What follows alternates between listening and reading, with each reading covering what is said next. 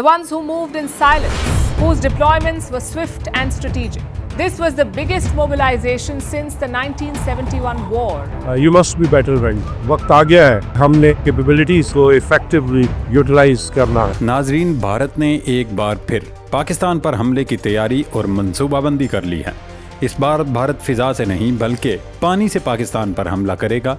फिजाई महाज पर होने वाली हजीमत और सुबकी के बाद अब इंडिया ने पानी के जरिए पाकिस्तान पर हमलावर होने का मंसूबा क्यों बनाया है और भारत समंदर के रास्ते हमला करके क्या अहदाफ अचीव करना चाहता है, इस पर आगे चलकर तफसीली डिस्कशन करेंगे। एक तरफ भारत अगर जारियत पर तुला हुआ है तो दूसरी तरफ चीन और पाकिस्तान मिलकर दिफा मजबूत से मजबूत तर कर रहे हैं। चीन से पाकिस्तान को ऐसा खतरनाक और मोहलक तरीन हथियार मिलने जा रहा है जो न सिर्फ कंट्रोल लाइन पर बल्कि ज़मीनी महाज और गन बोट्स पर नस्ब करके समुद्री महाज पर भी पाकिस्तान को दुश्मन पर बर्तरी दिलवा देगा। चीन ने पाकिस्तान को ऐसी जदीद और मोहलक मशीन गन देने का ऐलान किया है जो एक मिनट में सैकड़ों और हज़ारों नहीं बल्कि लाखों राउंड फायर कर सकती है। चाइना की इस मशीन गन ने पाकिस्तान को लाइन ऑफ कंट्रोल पर भारतीय दहशतगर्दी और जारियत के झंझट से निजात दिला दी है। ये सिर्फ एक हथियार नहीं, ये एक पैगाम है दुनिया को, भारत को और उन तमाम कुव्वतों को जो पाकिस्तान की तरफ मैली आंख से देखते हैं। इस मशीन गन की क्या खसूसियात हैं और चीन पाकिस्तान को मजीद कौन से हथियार देने जा रहा है, इस पर आगे चलकर तफसीली डिस्कशन करेंगे। दुनिया में सुपर पावर्स का तवाज़ुन बदल रहा है। अमेरिका के बाद चीन ने खुद को नया सुपर पावर डिक्लेयर कर दिया है। मार्के हक में पाकिस्तान के हाथों भारत की तारीखी जिल्लत और रुसवाई के बाद अब चीन पाकिस्तान दोस्ती नए मोड़ में दाखिल हो चुकी है। पाकिस्तान के नायब वज़ीर आज़म और वज़ीर ख़ारजा इसहाक़ डार के दौरे चीन के दौरान चीनी क़यादत ने न सिर्फ उन्हें भरपूर प्रोटोकॉल दिया बल्कि साफ लफ्ज़ों में ऐलान किया कि हम पाकिस्तान की सलामती और ख़ुद मुख्तारी के लिए उनके कदम से कदम मिलाकर खड़े हैं। अगर पाकिस्तान की सालमियत और ख़ुद मुख्तारी पर आँच आई तो बीजिंग हर मुमकिन कदम उठाएगा। चीन इस वक्त खुश है कि पाकिस्तान ने उसके लड़ाका तैयारों, असलहे और दिफाई टेक्नोलॉजी को वो मुकाम दिलाया जिसका वो हकदार था। आज चीन के लड़ाका तैयारे और मिसाइल रूस और अमेरिका के हथियारों का डट कर मुकाबला कर रहे हैं और इस सब के पीछे पाकिस्तान खड़ा है। दूसरी तरफ हिंदुस्तान में इस वक्त खलबली मची हुई है। नरेंद्र मोदी पर इस्तीफे के लिए दबाव बढ़ता जा रहा है। भारतीय तैयारे गिरने के बाद फ्रांस से होने वाली राफेल डील का तनाज़े एक बार फिर खड़ा हो गया है। नाज़रीन, सबसे पहले बात करते हैं चीन और पाकिस्तान की बेमिसाल और लाजवाल दोस्ती की। चीन पहलगाम वाक़े के बाद से मुसलसल पाकिस्तान के साथ कदम से कदम मिलाकर खड़ा रहा। चीन की जानिब से न सिर्फ बार बार पाकिस्तान की सालमियत और ख़ुद मुख्तारी के तहफ़्फ़ुज़ के हक़ में बयान दिए गए बल्कि इंडिया पर वाज़े कर दिया गया कि हमले की सूरत में पाकिस्तान तनहा नहीं होगा और चीन ने अमलन ये करके भी दिखाया। यहाँ ये बात जहन में रखनी चाहिए कि चीन वो मुल्क है जो दूसरे तो क्या कभी अपने फड्डे में भी नहीं पड़ता। यही देख लें, चीन का ताइवान और हांगकांग के साथ अल्लाह वास्ते का बैर है लेकिन कभी इन दोनों मुल्कों से भी इसकी लड़ाई नहीं हुई। इसी तरह अफ़गानिस्तान का तनाज़े हो, यूक्रेन का या फिर इराक जंग, चीन कभी लड़ाई बड़ाई की सियासत में नहीं कूदा। लेकिन पाकिस्तान और भारत की हालिया जंग में चीन ने न सिर्फ ज़ुबानी कलामी बल्कि अमली तौर पर पाकिस्तान के साथ मिलकर ये जंग लड़ी।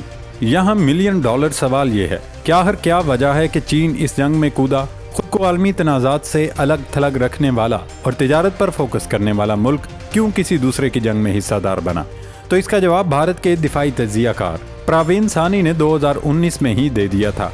उन्होंने पुलवामा वाक़े के बाद भारत के नाम नेहाद सर्जिकल स्ट्राइक और फिर पाकिस्तान के ऑपरेशन स्विफ्ट रिटार्ट के बाद एक रिसर्च आर्टिकल लिखा था जिसमें प्रवीण सानी ने उस वक्त मोदी सरकार को खबरदार कर दिया था कि वो पाकिस्तान के साथ सींग फंसाना छोड़ दे और आइंदा पाकिस्तान पर हमला करने या जारियत करने का ना सोचे। इसकी वजह प्रवीण सानी ने यह बताई कि चूंकि सीपेक चीन पाकिस्तान इक्तसादी राहदारी के तहत चाइना पाकिस्तान में अरबों डॉलर्स की सरमायाकारी कर चुका है, लिहाजा वो कभी अपना पैसा डूबने नहीं देगा। अब जब भी पाक भारत जंग होगी तो इंडियन फौज को पाकिस्तान से नहीं बल्कि चीन से मुकाबला करना पड़ेगा। लिहाजा भारत को चाहिए कि वो अपनी फौज को उसी अंदाज में ट्रेनिंग करे। लेकिन मोदी सरकार ताकत, गुरूर और तकब्बर के नशे में चूर थी। उन्हें ये बात समझ नहीं आई और अब पूरी दुनिया ने देखा कि कैसे चीन ने इस जंग में हिंदुस्तानी फौज को बिल्कुल मफलूज करके रख दिया। दोस्तों, वज़ीर ख़ारजा और नायब वज़ीर आज़म इसहाक़ डार की चीन पहुँचने और वहाँ उन्हें मिलने वाला प्रोटोकॉल बहुत कुछ ज़ुबान से बयान कर रहा है। चीन ने पाकिस्तानी वफ़द की न सिर्फ खूब पजीराई की बल्कि एक बार फिर साफ लफ्ज़ों में नई दिल्ली को पैगाम दे दिया کہ پاکستان کی خود مختاری اور علاقائی سالمیت کے تحفظ کے لیے ہم ان کے شانہ بشانہ کھڑے ہیں۔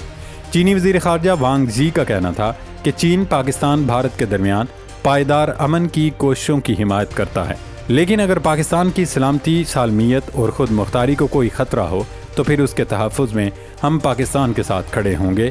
ایک طرف وزیر خارجہ اسحاق ڈار نے چین جا کر چینی قیادت سے اظہار تشکر کیا، تو وہیں چینی سفیر ایئر فورس کے ہیڈ کوارٹرز پہنچ گئے، جہاں انہوں نے چینی ساختہ ٹیکنالوجی کے مؤثر استعمال پر پاک فضائیہ کی پیشہ ورانہ مہارت کی تعریف کی۔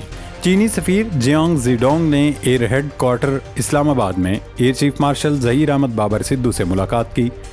چینی سفیر کی یہ ملاقات محض رسمی سفارتی اقدام نہیں بلکہ ایک مضبوط اسٹریٹجک پیغام بھی ہے، ایسے وقت میں جب خطے میں جیو پولیٹیکل تناؤ بڑھ رہا ہے، خاص طور پر بھارت کی جانب سے جارحانہ عزائم اور لائن آف کنٹرول پر مسلسل کشیدگی کے تناظر میں چین کا پاکستان کی فضائی صلاحیتوں کو سراہنا ایک معنی خیز اشارہ ہے۔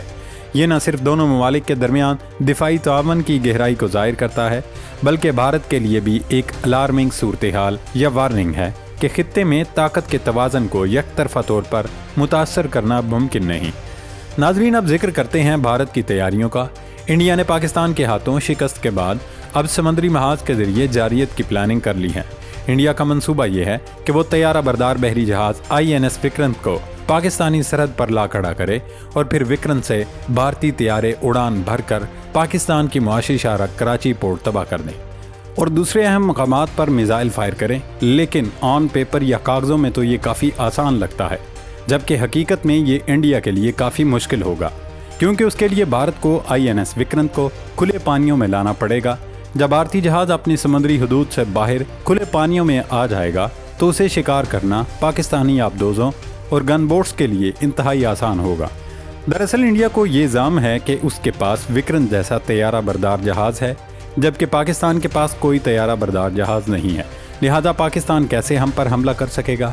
لیکن وہ یہ بھول جاتے ہیں کہ پاکستان کے دوست ملک، چاہے وہ ترکیہ ہو یا چین، ایران ہو یا کوئی اور، سب کے سب پاکستان کا ساتھ دینے کو تیار ہے، لہذا کسی طیارہ بردار جہاز کی کمی پاکستان کو محسوس نہیں ہوگی۔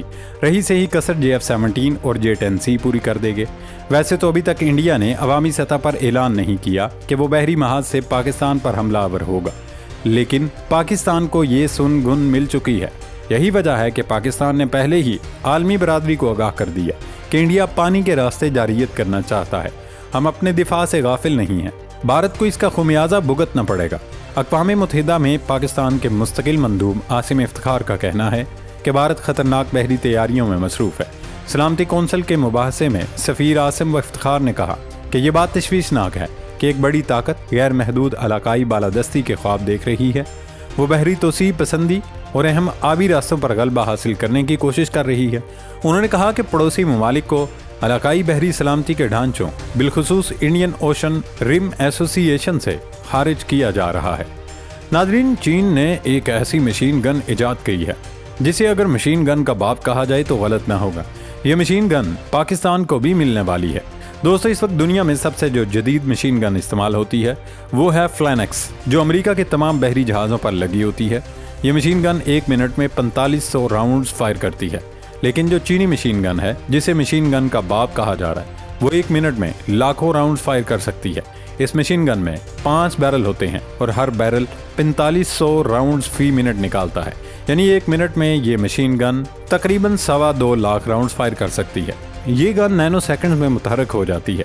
اس کا ٹریگر الیکٹرانک ہے، اسے چلانے کے لیے کسی انسان کی ضرورت نہیں ہوتی کہ وہ فائر کرے۔ اس کی رفتار آواز کی رفتار سے 7 گنا زیادہ۔ یہ ہائپرسونک میزائل جو آواز سے 5 گنا تیز ہوتے ہیں، ان کو نشانہ بنانے کے لیے تیار کی گئی ہے۔ اگر اس مشین گن کو پاکستان کی سرحدوں پر لگا دیا جائے تو کوئی رافیل یا امریکی F-35 براہموس یا اسکیل میزائل بھی اس سے نہیں بچ سکے گا۔ اب اگر اس مشین گن کو کسی گن بوٹ میں نصب کر کے کھلے سمندر میں بیچ دیا جائے تو وہ بھارت کی وکرانت اور اس پر کھڑے رافیل طیاروں کا کیا حال کرے گی، یہ کوئی بھی عقل مند شخص خود اچھے سے اندازہ لگا سکتا ہے۔ اسے انسانی تاریخ کا سب سے خطرناک ہتھیار قرار دیا جا رہا ہے۔ اب ہم آتے ہیں اس طرف کہ یہ ٹیکنالوجی چائنا پاکستان کو کب منتقل کرے گا۔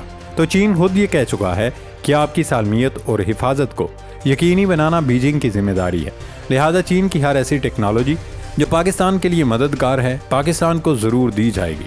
لہٰذا امید یہی ہے کہ اگلے چند ماہ میں یہ مشین گن پاکستان بھیج دی جائے گی اور پھر جیسے ہی اسے لائن آف کنٹرول یا سمندری سرحد پر نصب کیا جائے گا تو پاکستان بیرونی دشمنوں کی دراندازی اور بلا اشتعال گورہ باری کے جھنجھٹ سے آزاد ہو جائے گا۔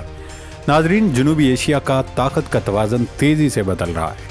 بھارت کی روایتی برتری کا خواب اب ماضی کی داستان بنتا جا رہا ہے۔ آج پاکستان صرف ایک ایٹمی قوت نہیں بلکہ ایک جدید، ہم آہنگ اور بااعتماد دفاعی اسٹریٹجی کا حامل ملک بن چکا ہے اور اس میں سب سے اہم کردار ادا کر رہا ہے پاکستان کا قابل بھروسہ اتحادی چین کا پاکستان کو جدید ترین ہتھیاروں کی فراہمی اور کھل کر اس کی خود مختاری کے ساتھ کھڑا ہونا محض دفاعی تعاون نہیں بلکہ ایک نئی عالمی حقیقت کا اعلان ہے۔